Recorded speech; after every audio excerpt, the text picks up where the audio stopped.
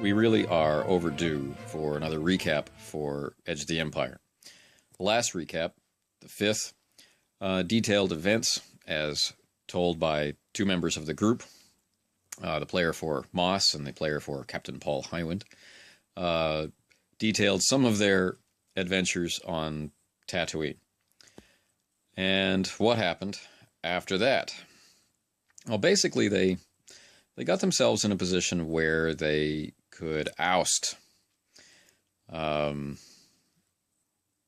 competitor and get themselves in tight with Jabba as a supplier of restricted material. And that was all well and good, but to finish this off, they really needed to return to the source of all the adventures so far, this kind of three-world system that they'd been hanging out in around this, or their adventures were primarily focused around this space station, Vev Station. So they returned there in the pursuit of information that Moss, the Bothan not spy, needed, that Henry, the enforcer, force sensitive, needed, and of course that the lovable droid, the T3 droid, / desired greatly. And just, to keep everybody together, Captain Paul Hywind manages to get everybody out there.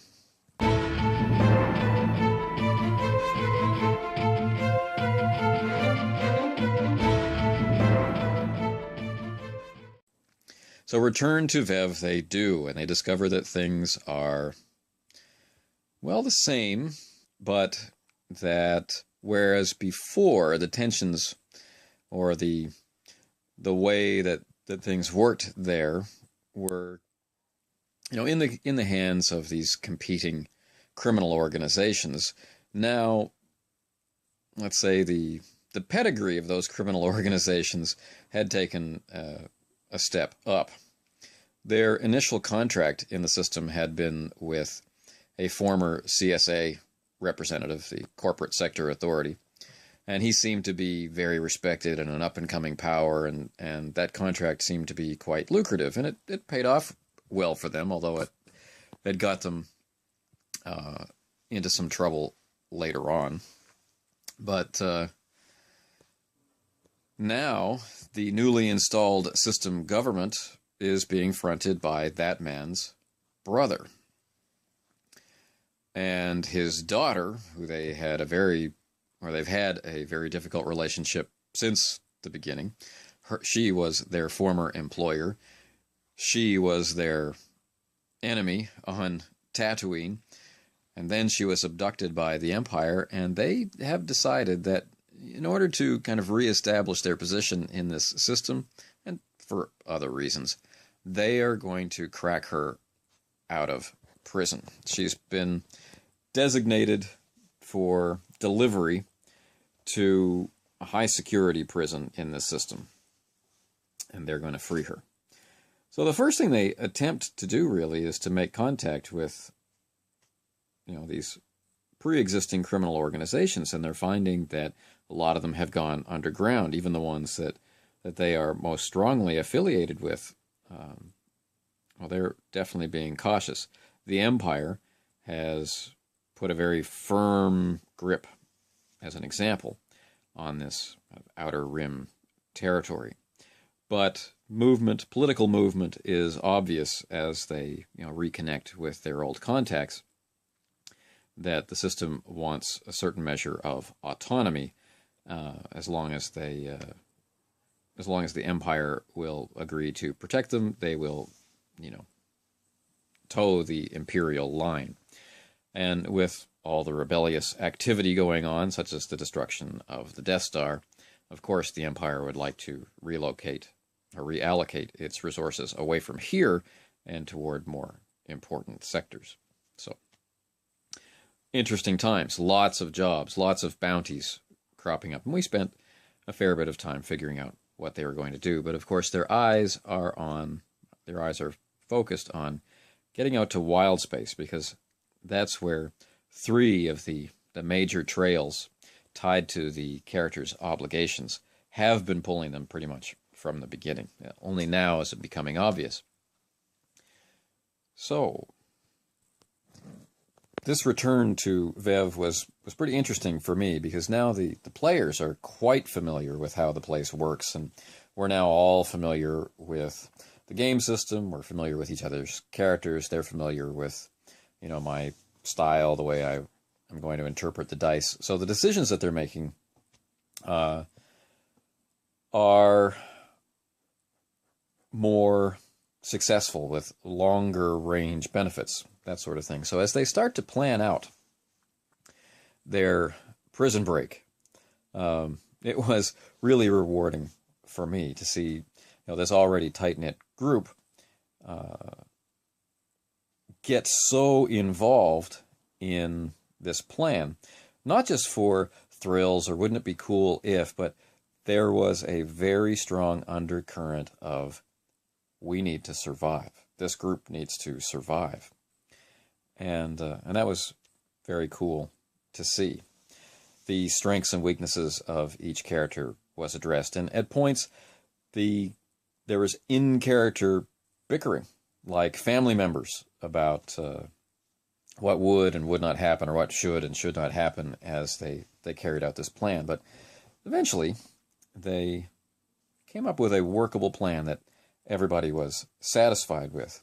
Then became the challenge of implementing it, uncovering information piece by piece which cast doubt on some parts of the plan and confirmed others. And finally, it began to feel like, we're hesitating. The group is hesitating. And so they had to put the plan into action. They knew that any day now, Lynn would be arriving in chains, and in order to secure their futures, they needed to free her. As usual, money was a limiting factor in how they could carry their plans off, but by taking some odd jobs, a minor contract, they were able to get themselves into or inside the security barrier of this prison planet, and get themselves into a position where, if everything went smoothly, if their various slicing attempts and disguise attempts, and if their information gathering attempts all paid off, they could smuggle a number of their members on board the Imperial transport, which was going to go up to the Imperial picket ship and deliver the prisoners back down to the surface and to the penal colony. That all went surprisingly well, until they discovered two kind of terrible facts. One, that somebody wanted Lynn Delmar, the person they were trying to rescue, dead. And this manifested in one of the other prisoners that was being transported with her, actually having smuggled explosives in with them. And with the security that they faced, there was no way that this could happen without an inside person. So their escape attempt changes radically as part of the ship explodes and so on. All very dramatic in the high atmosphere. Second thing they discover is the arrival of an ancient but still, useful warship flying basically under the covers of the CSA. And this is, in some form, a political announcement by the system that the Empire doesn't have to protect us. We're loyal. We can get along on our own. Go take care of the rebels. This kind of statement. But the ship is named the Lynn Delmar, the daughter of the power behind the throne, the niece of the system governor. He's named the ship after her. And in the culture that I was portraying, this would never happen. You wouldn't name a ship after someone who is still alive. So suddenly they realize, because the ship bears her name, they expect her to already be dead. They are responsible. So all of their plans for working their way into this criminal organization are now are now moot unless they decide to off-limb themselves, and they've worked so hard to free her, they don't really seem to want to do that. So after a series of daring escapes from the damaged ship and re-entering the atmosphere and trying to fake the destruction of the ship to throw off pursuit and escaping in their own ship and that sort of stuff. Also the destruction of not an enemy, but a real annoyance's ship. A character that they had met earlier that drove them the wrong way. As part of their cover-up plan, they boosted his ship and crashed it into the surface using the transponder signal from the Imperial ship that they had stolen. So, it was a good set of sessions. Now, they've freed their enemy. What are they going to do? There's nothing keeping them here. The only thing left is to head off into wild space. And that's basically where we are now. We've played 2 sessions dealing with that.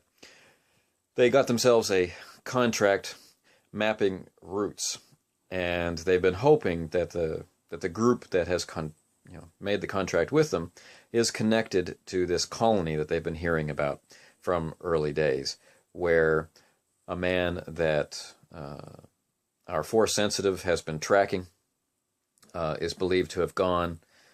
A colony where the T3 droid believes her creator has gone, and where the mysterious S9 droid, which they picked up in the very first session, which is bearing similar parts to her. She's been tracking down members of her production line, which she calls her family.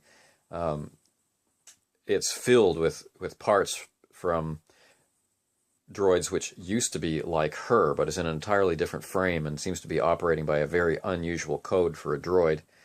And she wants to track down where he's gone, and according to this droid, this is where he is. So all these threads are pulling them out into wild space. So they start making contact with kind of other fringe dwellers. They make negative contact with a bounty hunter who's, of course, looking for escapees out here on the fringes. And they make contact with an asteroid belt mining colony, very much like a frontier town with a tough sheriff and enough lucrative business opportunities that they may be able to make a good living out here and not return to more Imperial patrolled space with their personalities so hot right now. In today's session, they finally made it to this colony world. They've received confirmation that the man that our Force Sensitive has been tracking is there.